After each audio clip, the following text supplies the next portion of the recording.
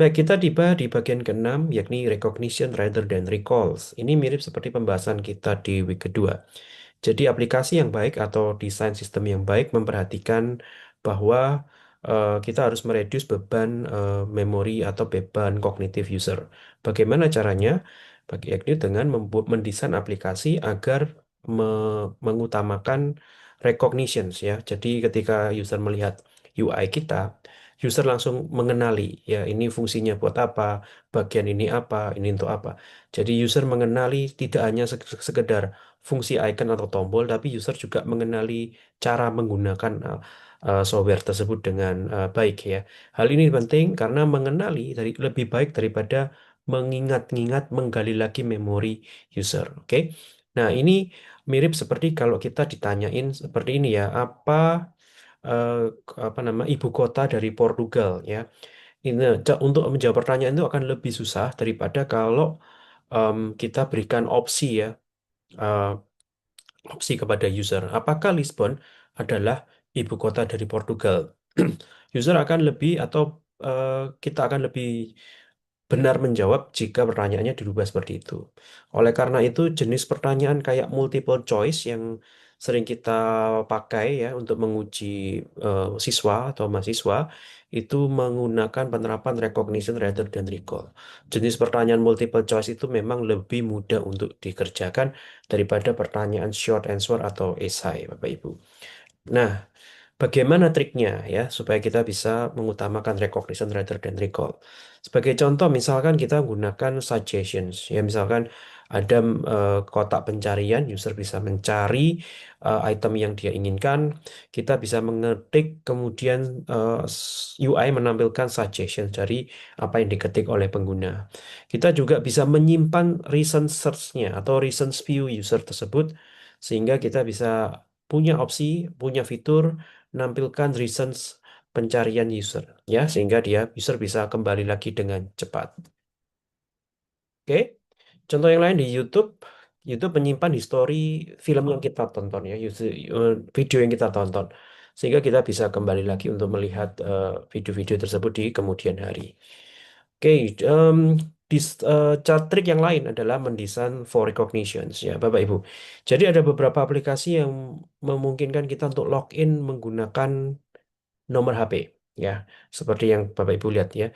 Jadi ada beberapa aplikasi banyak sih tepatnya ya di mana kita bisa login menggunakan nomor HP.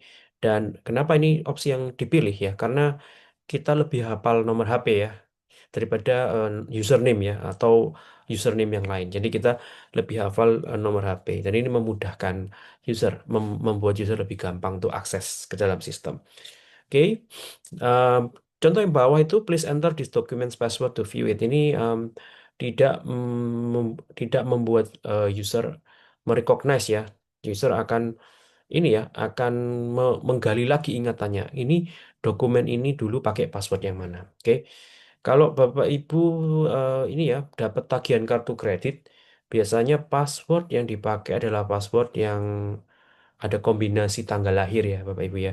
Jadi kita disuruh ngisi dengan password yang kombinasi tanggal lahir. Kenapa dipilih demikian? Karena itu memudahkan kita mengakses karena kita ingat ya, kita lebih ingat tanggal lahir itu sehingga itu bisa dijadikan password, solusi dijadikan password oleh tagihan kartu kredit. Ini contoh yang lain ya. Jadi ini ada tiga buah aplikasi yang berbeda dan kita lihat em, tiga-tiganya menggunakan konsisten ya, konsisten menggunakan icon yang sama untuk home, dengan label yang sama, dengan posisi yang sama. Jadi konsensusnya atau standarnya adalah ujung kiri bawah adalah home. Dengan sekali melihat, Bapak Ibu ya, kita baru pertama kali pakai app ini, kita bisa langsung tahu kalau kita mau balik ke depan home, kita harus pencet apa ya? Kita pencet home di situ. Kenapa demikian? Karena kita merecognize, kita kenal ikonnya, kita tahu fungsinya buat apa. Walaupun ini app yang berbeda, Bapak Ibu. Baik, yang kita bahas yang ketujuh ya, yakni flexibility and efficiency of use ya. Ini sama seperti pembahasan eh, apa Snyderman sebelumnya ya, bahwa em, user itu ada terbagi-bagi ya menjadi user yang pemula, user yang tingkat tengah, menengah ya, medium, dan user yang tingkat mahir ya. Jadi eh, semua user ini menggunakan aplikasi atau software atau produk yang sama. Mereka sama-sama menggunakan produk yang sama, UI-nya sama. Namun kita sebagai developer harus bisa memberikan shortcut ya, kemampuan lebih atau fleksibilitas buat user-user yang sudah pro, yang sudah mahir.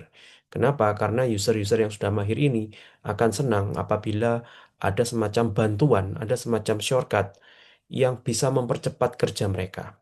Oke, ini analoginya seperti ada tempat tujuan ya, di suatu peta ada tempat tujuan, orang mungkin turis diberikan rute yang biasanya, tapi orang-orang lokal ngerti shortcutnya sehingga bisa mencapai tempat itu dengan cepat. Oke, mari kita lihat contoh berikut ini ya. Jadi sebelah dua lampiran yang Anda lihat ini adalah WhatsApp, Bapak Ibu ya. User yang sudah mahir ngerti bagaimana kita bisa gunakan shortcut cepat untuk mengcopy paste, membuat tulisan menjadi bold, italic gitu ya.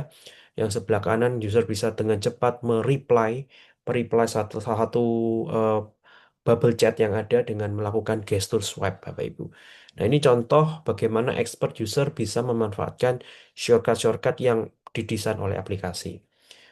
Tanpa adanya shortcut, user pemula tetap juga bisa melakukan fungsi-fungsi ini ya.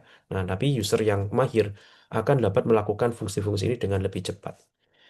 Eh, Gunakan juga tips yang lain ya, gunakan juga bookmark atau favorit ya untuk contohnya di e-commerce kita bisa membookmark suatu item, menambahkan item tersebut ke daftar favorit kita. Supaya apa? Supaya lebih cepat ketika kita harus mencari kembali. Gunakan juga autofill fields whenever possible. Contohnya ketika kita melakukan checkout, mengisi alamat pengiriman, sistem yang baik akan secara otomatis mengisi alat pengiriman dari data terakhir, data pesanan user yang terakhir akan dipakai itu untuk mengisi alat pengiriman. Sehingga ini mempercepat proses kita. Oke. Bagian ke-8 adalah aesthetic and minimalist design ya Bapak Ibu ya. Jadi em, eh, desain yang kita buat harus selalu fokus pada tujuannya. Jadi hindari penggunaan-penggunaan aspek-aspek estetika yang melenceng dari goalnya, dari tujuannya ya. Jadi analoginya seperti desain tripod ya, tripod. Nah, desain tripod ini bentuknya macam-macam, ada yang moncongnya pendek, moncongnya panjang, tapi juga ada tipe-tipe yang hand gripnya itu dibuat aneh-aneh, dibuat estetik. Nah, kalau itu sesuatu yang indah dilihat, tetapi secara ergonomi susah dipegang, nah itu sebaiknya dihindari, Bapak Ibu ya. Jadi kita di sini bicara tentang aplikasi dibuat minimalis desainnya ya, tapi juga estetik dengan memperhatikan tujuan akhirnya. Setiap informasi yang terpajang di tampilan di aplikasi tersebut itu harus relevan ya, dengan desain yang juga harus menunjang untuk tujuan yang relevan juga. Oke, jargonnya adalah communicate don't decorate ya. Jadi semua informasi yang nggak relevan kita anggap sebagai noise ya. Sedangkan semua informasi yang relevan kita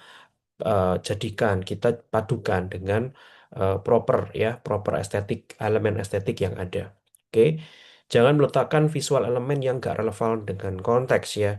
Visual elemen harus mensupport tujuan dari kita membuat atau mendesain spesifik interface ini, Pak Ibu.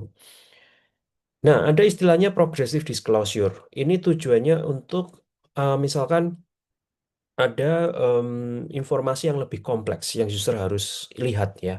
Informasi yang lebih kompleks yang kalau kita tampilkan dalam satu layar itu malah bikin usernya kebingungan ya, stres karena banyaknya informasi yang muncul. Nah, kita bisa menyembunyikan informasi-informasi tersebut menjadi beberapa tombol atau beberapa bagian di mana user harus menekan atau mengaktifkan tombol tersebut untuk melihat informasi tambahan ya. Sebagai contoh, misalkan di sini ada toko yang menjual telepon ya, menjual handphone, smartphone. Dan di depan kita berikan deskripsinya. Nah, kalau kita mau lihat lebih detail, lebih rinci, kita bisa gunakan read more atau details, more details. Nah, tentu saja nih kalau diklik akan menuju ke halaman yang lebih menunjukkan lebih rinci lagi informasi dari produk tersebut. Ini contoh yang lain, progressive disclosure. Em, Ketika kita mengakses fitur histori pencarian, eh, ada fitur tambahan ya yang memang disembunyikan. Jadi either dia bisa lihat yesterday, last month ago, atau last week. Nah, itu disembunyikan di situ, Bapak Ibu. Nah, ini agar memudahkan beban memori user agar dia mendapatkan sedikit demi sedikit informasi ya hanya yang dia butuhkan saja.